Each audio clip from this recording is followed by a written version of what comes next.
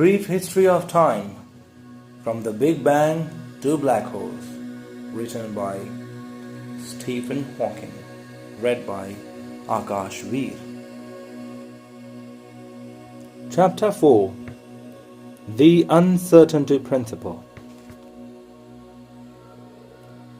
The success of the scientific theories, particularly Newton's theory of gravity, led the French scientist the Marquis de Laplace at the beginning of the 19th century to argue that the universe was completely deterministic. Laplace suggested that there should be a set of scientific laws that would allow us to predict everything that would happen in the universe.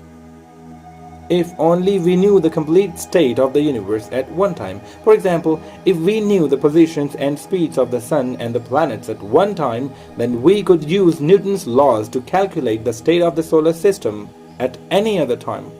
Determinism seems fairly obvious in this case, but Laplace went further to assume that there were similar laws governing everything else, including human behavior. The doctrine of scientific determinism was strongly resisted by many people who felt that it infringed God's freedom to intervene in the world. But it remained the standard assumption of science until the early years of this century. One of the first indications that this belief would have to be abandoned came when calculations by the British scientist Lord Rayleigh and Sir James Jeans suggested that a hot object or body, such as a star, must radiate energy at an infinite rate. According to the laws, we believed at a time a hot body ought to give off electromagnetic waves, such as radio waves, visible light, or X-rays, equally at all frequencies. For example, a hot body should radiate the same amount of energy in waves, with frequencies between 1 and 2 million waves a second, as in waves with frequencies between 2 and 3 million waves a second. Now, since the number of waves a second is unlimited, this should mean that the total energy radiated would be infinite. In order to avoid this obviously ridiculous result, the German scientist Max Planck suggested in 1900 that X-rays, light, and other waves could not be emitted at an arbitrary rate, but only in certain packets that he called quanta. Moreover, each quantum had a certain amount of energy that was greater the higher the frequency of the wave. So at a high enough frequency, the emission of a single quantum would require more energy than was available. Thus, the radiation at high frequencies would be reduced, and so the rate at which the body lost energy would be finite. The quantum hypothesis explained the observed rate of emission of radiation from hot bodies very well, but its implications for determinism were not realized until 1926, when another German scientist, Werner Heisenberg, formulated his famous uncertainty principle. In order to predict the future position and velocity of a particle, one has to be able to measure its present position and velocity accurately. The obvious way to do this is to shine light on a particle. Some of the waves of light will be scattered by the particle, and this will indicate its position. However, one will not be able to determine the position of the particle more accurately than the distance between the wave crests of light. So one needs to use light of short wavelength in order to measure the position of the particle precisely. Now, by Planck's quantum hypothesis, one cannot use an arbitrarily small amount of light. One has to use at least one quantum, and this quantum will disturb the particle and change its velocity in a way that cannot be predicted. Moreover, the more accurately one measures the position, the shorter the wavelength of the light that one needs, and hence the higher the energy of a single quantum. So, the velocity of the particle will be disturbed by a larger amount. In other words, the more accurately you try to measure the position of the particle, the less accurately you can measure its speed, and vice versa. Heisenberg showed that the uncertainty in the position of the particle times the uncertainty in its velocity times the mass of the particle can never be smaller than a certain quantity, which is known as Planck's constant. Moreover, this limit does not depend on the way in which one tries to measure the position or velocity of the particle, or on the type of particle. Heisenberg's uncertainty principle is a fundamental, inescapable property of the world. The uncertainty principle had profound implications for the way in which we view the world.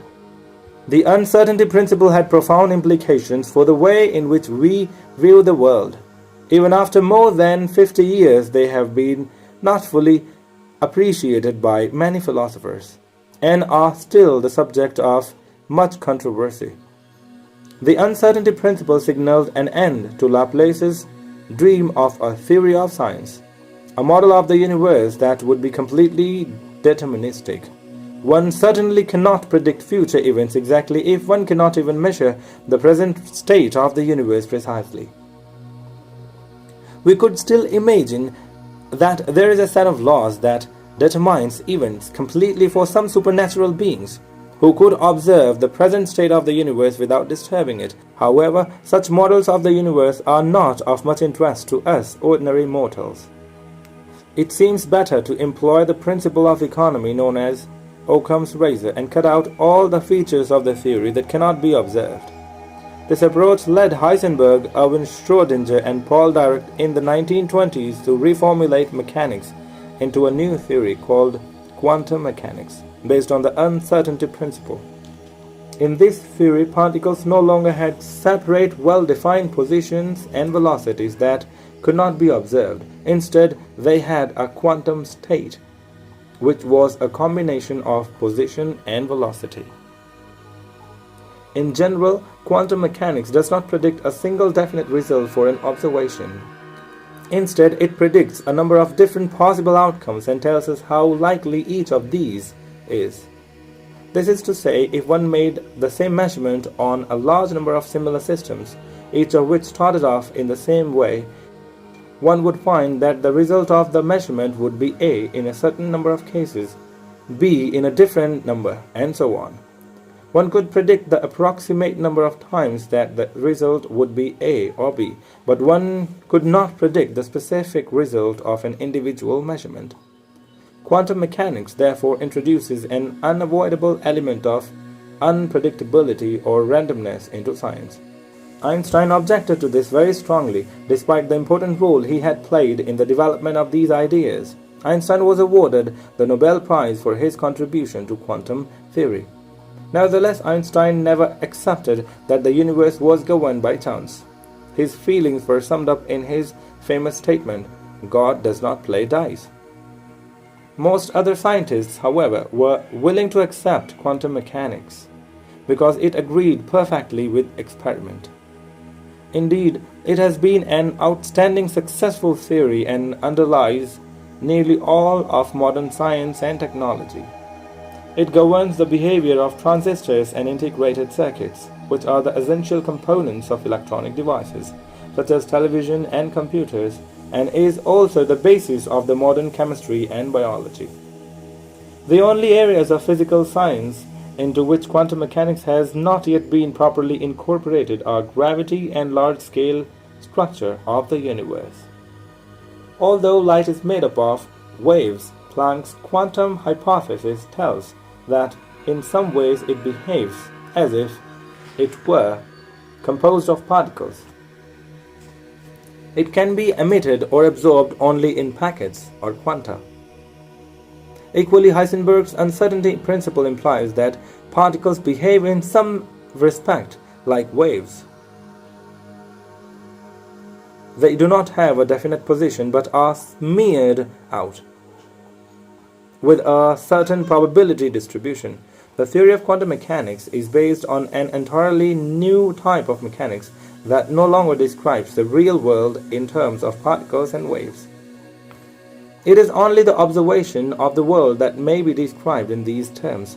There is thus a duality between waves and particles in quantum mechanics. For some purpose it is helpful to think of particles as waves, and for other purpose it is better to think of waves as particles. An important consequence of this is that one can observe what is called interference between two sets of waves or particles. That is to say, the crests of one set of waves may coincide with the troughs of the other set. The two sets of waves then cancel out each other, rather than adding up to be a stronger wave as one might expect. A familiar example of interference in the case of light is the colors that are often seen in soap bubble. These are caused by reflection of light from two sides of the thin film of water forming the bubble. White light consists of light waves of all different wavelengths or colors. For certain wavelengths, the crest of the wave reflected from one side of the soap film coincide with the trough reflected from the other side. The colors corresponding to these wavelengths are absent from the reflected light, which therefore appear to be colored. Interference can also occur for particles because of the duality introduced by quantum mechanics. A famous example is the so-called Two-Slit Experiment. Consider a partition with two narrow parallel slits in it. On one side of the partition, one places a source of light of particular color. Most of the light will hit the partition, but a small amount will go through the slits. Now suppose one places a screen on far side of the partition from the light. Any point on the screen will receive waves from two slits. However, in general, the distance the light has to travel from source to the screen via the two slits will be different. This means that the waves from the slit will not be in phase with each other when they arrive at the screen. In some places, the waves will cancel each other out, and in other, they will reinforce each other. The result is a characteristic pattern of dark and light fringes. The remarkable thing is that one gets exactly the same kind of fringes if one replaces the source of light with a source of particles, such as electrons, with a definite speed. This means that the corresponding waves have a definite length. It seems more peculiar because if one only has one slit, one does not get any fringes, just a uniform distribution of electrons across the screen. One might therefore think that opening another slit would just increase the number of electrons hitting each point of the screen. But because of interference, it actually decreases it in some places. If electrons are sent through the slits one at a time, one would expect each to pass through one slit or the other, and so behave just as if the slit is passed through were the only one there, giving a uniform distribution on the screen. In reality, however, even when the electrons are sent one at a time, the fringes still appear. Each electron, therefore, must be passing through both slits at the same time. The phenomenon of interference between particles has been crucial to our understanding of the structure of atoms, the basic unit of chemistry and biology, and the building blocks out of which we and everything around us are made.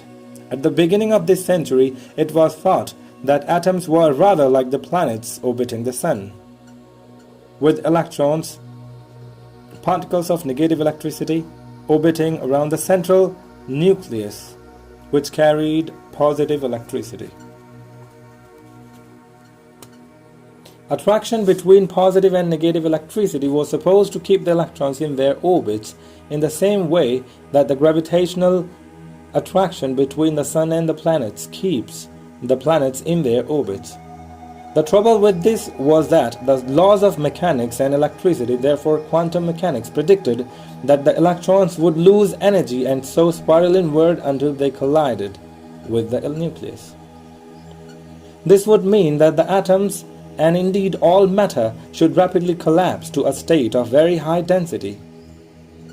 A partial solution to this problem was found by the Danish scientist Niels Bohr in 1913. He suggested that maybe the electrons were not able to orbit at just any distance from the central nucleus, but only at certain specific and specified distances. If one also supposed that only one or two electrons could orbit at any one of these distances, this would solve the problem of the collapse of the atoms, because the electrons could not spiral in any further than to fill up the orbits with the last with the least distances and energies. This model explained quite well the structure of simplest atom, hydrogen, which has only one electron orbiting around the nucleus. But it was not clear how one ought to extend it to more complicated atoms. Moreover, the idea of a limited set of allowed orbits seemed very arbitrary. A new theory of quantum mechanics resolved this difficulty. It revealed that an electron orbiting around the nucleus could be thought of as a wave, with a wavelength that depended on its velocity. For certain orbits, the length of the orbit would correspond to a whole number as opposed to a fractional number of wavelengths of the electron. For these orbits, the wave crest would be in the same position each time around, so the waves would add up. These orbits would correspond to Bohr's allowed orbits. However, for orbits whose lengths were not a whole number of wavelengths, each wave crest would eventually be cancelled out by a trough as the electron went round. These orbits would not be allowed. A new way of visualizing the wave-particle duality is the so-called sum-over histories introduced by the American scientist Richard Feynman. In this approach, the particle is not supposed to have a single history or path in space-time, as it would in a classical non-quantum theory. Instead, it is supposed to go from A to B by every possible path. With each path, there are associated a couple of numbers. One represents the size of a wave and the other represents the position in the cycle. That is, whether it is at a crest or a trough. The probability of going from A to B is found by adding up the waves for all the paths. In general, if one compares a set of neighboring paths, the phases or positions in the cycle will differ greatly. This means that the waves associated with these paths will almost exactly cancel out each other. However, for some sets of neighboring paths, the phase will not vary much between paths. The waves for these paths will not cancel out. Such paths correspond to Bohr's allowed orbits. With these ideas in concrete mathematical form, it was relatively straightforward to calculate the allowed orbits in more complicated atoms and even in molecules, which was made up of a number of atoms held together by electrons in orbit that go around more than one nucleus. Since the structure of atoms and their reactions with each other underlie all of the chemistry and biology, quantum mechanics allows us in principle to predict nearly everything we see around us, within the limits set by the uncertainty principle. In practice, however, the calculations require more system containing more than a few electrons are so complicated that we cannot do that. In practice, however, the calculations required for system containing more than a few electrons are so complicated that we cannot do them. Einstein's general theory of relativity seems to govern the large-scale structure of the universe. It is what is called a classical theory. That is, it does not take account of the uncertainty principle of quantum mechanics, as it should for consistency with other theories. The reason that this does not lead to any discrepancy with observation is that all the gravitational fields that we normally experience are very weak. However, the singularity theorems discussed earlier indicate that the gravitational field should get very strong in at least two situations, black holes and the Big Bang. In such strong fields, the effects of the quantum mechanics should be important.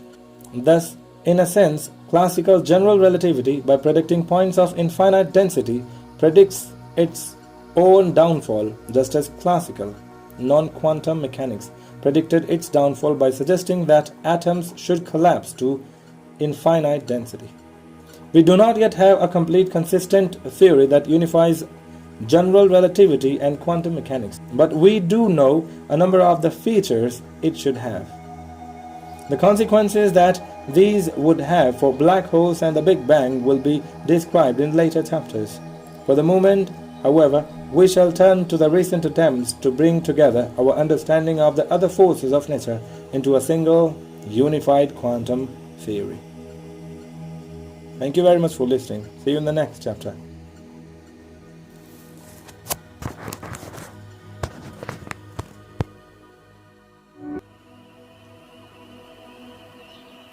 Thank you very much for watching. If you want some more videos like this one, please like, share and subscribe to my channel. Have a great day. Stay home. Stay safe.